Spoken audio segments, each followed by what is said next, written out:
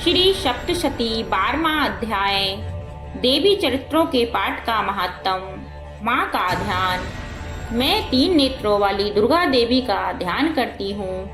उनके श्रीअंगों की प्रभा बजली के समान है। वे सिंह के कंधे पर बैठी हुई भयंकर प्रतीत होती हैं। हाथों में तलवार और ढाल लिए अनेक कन्याएं उनकी सेवा में खड़ी हैं। वे अपने हाथों में चक्र, गदा, तलवार, ढाल, बाण, धनुष, पाश और तर्जनी मुद्रा धारण किए हुए हैं।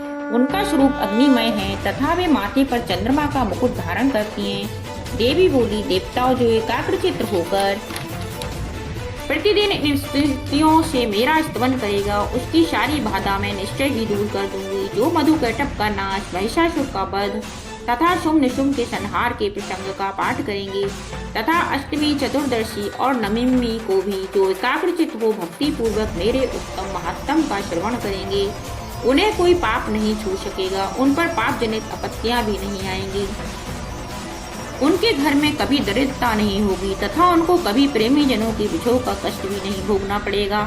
इतना ही नहीं, उन्हें शत्रु से, लुटेरे से, राजा से, शस्त्र से, अग्नि से तथा जल की राशि से भी कभी भय नहीं होगा। इसलिए सबको एकाग्रचित्त होकर भक्ति पूर्वक मेरे इस महात्म को सदा पढ़ना सुनना चाहिए। यह परम कल्याणकारक है। मेरा महात्म महामारी जनित समस्त उपद्रवों तथा आध्यात्मिक आदि तीनों प्रकार के उत्पातों को शांत करने वाला है। मेरे जिस मंदिर में प्रतिदिन विधि पूर्वक मेरे इस महात्म का पाठ किया जाता है, उस स्थान को मैं कभी नहीं छोड़ती। वहाँ सदा मेरा ही सन्निधान बना रहता है। बलिदान, पूजा, होम तथा महोत्सव के अवसरों पर मेरे इस चरित्र का पूरा पाठ और श्रवण करना चाहिए। ऐसा करने पर मनुष्य विधि को जानकर या बिना जाने भी मेरे लिए जो बलि, पूजा या होम आदि करेगा, उसे मैं बड़ी प्रसन्नता के साथ ग्रहण करूंगी। शरत काल में जो वार्षिक महापूजा की जाती है, उस अवसर पर जो मेरे इस महात्म को भक्ति पूर्वक सुनेगा, वह मनुष्य मेरे प्रसाद से सब बाधाओं से मुक्त तथा धन, धान एवं पुत्र से संपन्न होगा। इसमें तनिक भी संदेह नहीं है। मेरे इस महात्म, मेरे प्रादुर्भाव की सुंदर कथाएं तथा युद्ध में किए हुए मेरे पराक्रम सुनने से मनुष्य निर्भय हो जाता है। मेरे महात्म का श्रवण करने वाले पुरुषों के शत्रु नष्ट हो जाते हैं। उन्हें कल्याण की प्राप्ति होती है तथा उनका कुल आनंदित रहता है। सर्वत्र शांति। कर्म में बुरे सपन दिखाई देने पर तथा ग्रह जनित भयंकर पीड़ा उपस्थित होने पर मेरा महात्म श्रवण करना चाहिए।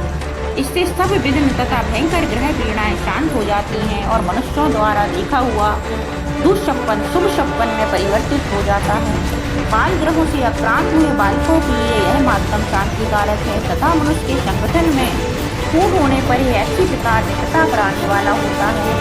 यह महात्म समस्त दुराचारियों के बल का नाश कराने वाला है। इसके पाद मार्ग से राक्षसों, भूतों और पिशाचों का नाश हो जाता है। मेरा यह सब महात्म मेरे सामिप्य की प्राप्ति कराने वाला है। समस्त प्रकार पुष्प, अर्घ, धूप, दीप, गंध आदि उत्तम सामग्रियों द्वारा पूजन करने से, ब्राह्मणों को पूजन कराने से, होम करने से, प्रतिदिन अभिषेक करने से, नाना प्रकार के अन्य भोगों का अर्पण करने से तथा दान देने आदि से 1 वर्ष तक तो मेरी आराधना की जाती है और उससे मुझे जितनी प्रसन्नता होती है, उतनी प्रसन्नता मेरे उत्तम चरित्र का एक बार श्रवण करने मात्र ही हो जाती है। यह मात्र श्रवण करने पर पापों को हर लेता है, आरोग्य प्रदान करता है, मेरे प्रादुर्भाव का कीर्तन समस्त भूतों से रक्षा करता है तथा मेरा युद्ध विषयक चरित्र दुष्ट दैत्यों का संहार करने वाला है। इसके श्रवण करने पर मनुष्य को सफलता का भय नहीं रहता।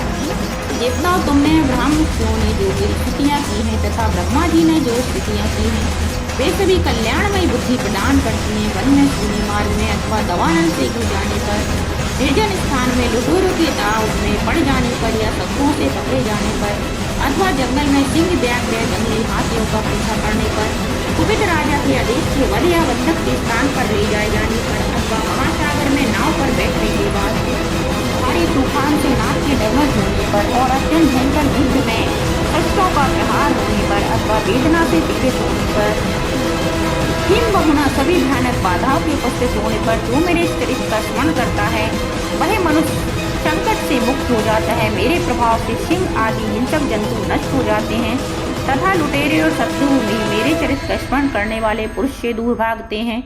ऋषि कहते हैं, यूं कहकर प्रचंड पराक्रम वाली भगवती चंडिका सब देवताओं को देखते देखते वही अंतर्ध्यान हो गई।